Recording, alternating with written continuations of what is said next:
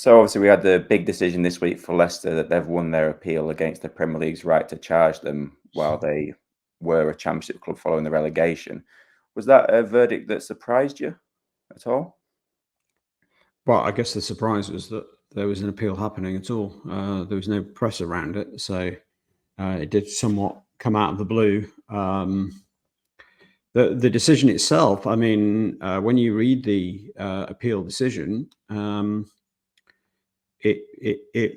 it seems very logical, and it was a very high quality appeal board. The people who were on that panel, two of them are former Court of Appeal judges, so a very high quality legal panel. The other individual who was on the panel was a KC, so it was a 3-lawyer panel.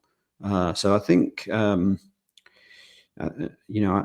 despite the announcement from the Premier League about how disappointed they were, I don't think they can claim that it's a perverse decision in some ways from a legal perspective. I mean, it's very hard to imagine a higher quality set of barristers in that room. You had Nick DeMarco acting for Leicester.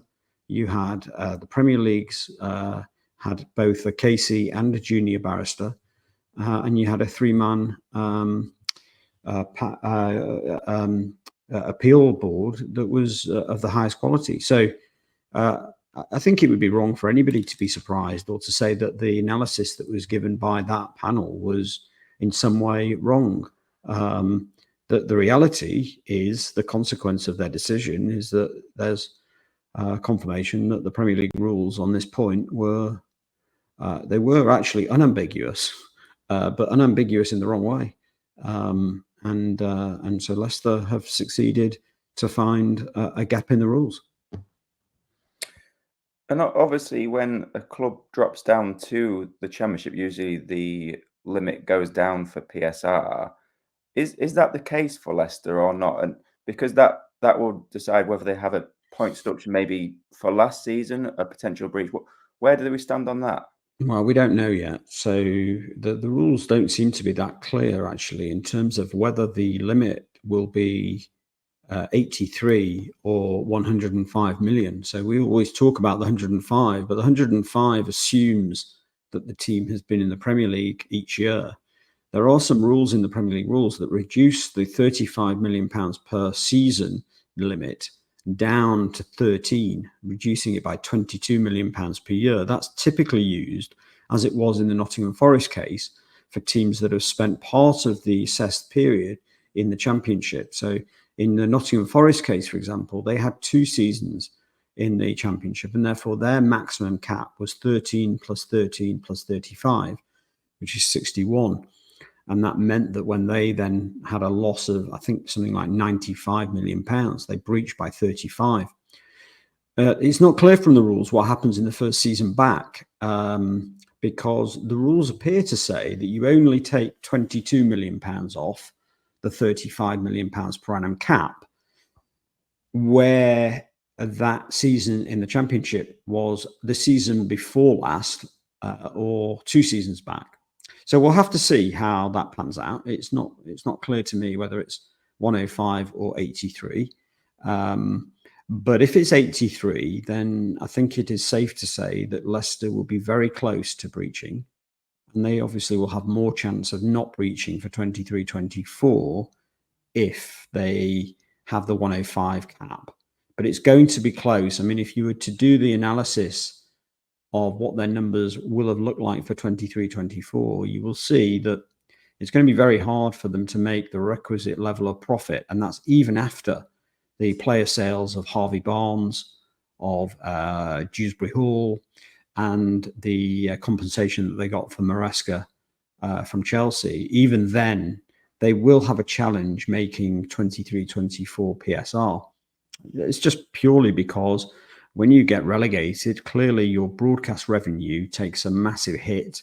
You are paid parachute payments, but it goes from a very large number over £100 million, and you lose around about £70 million. I'm not sure top of my head what it was, but they lost something like 70, 80 million pounds of TV revenue on the back of relegation for last season. So Then it's a case of how much do you hold your match day revenue? You have more home games, so that's good. But you're not in the Premier League, so if you charge, you're able to generate the same amount of money. And then also on your commercial deals, do your commercial deals reduce because you're in the Championship and not in the Premier League? Your instinct would be that they would reduce, but we'll have to wait and see.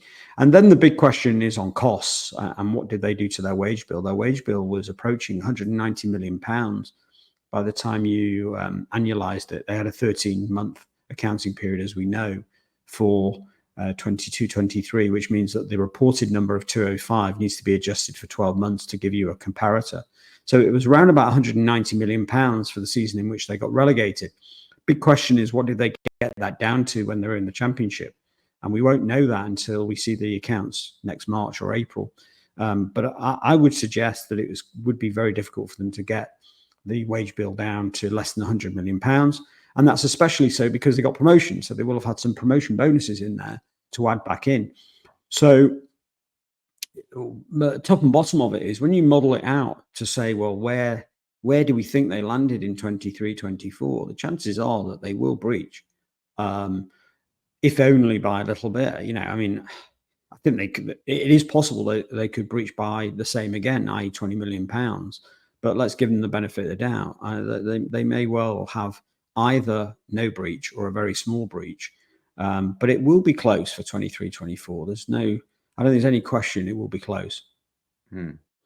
It's worth saying, actually, sorry, okay, just one other relevant point. It's worth saying that the EFL's reporting unit, the financial reporting unit that they use, they have a separate body that looks at the accounts. They did say, and Leicester did admit, that the submissions that were made at the end of 2023 did suggest that they would breach the upper limit, that Leicester would. Now, that was obviously before the sale of Dewsbury Hall and also before Maresca compensation. So it is possible that didn't happen.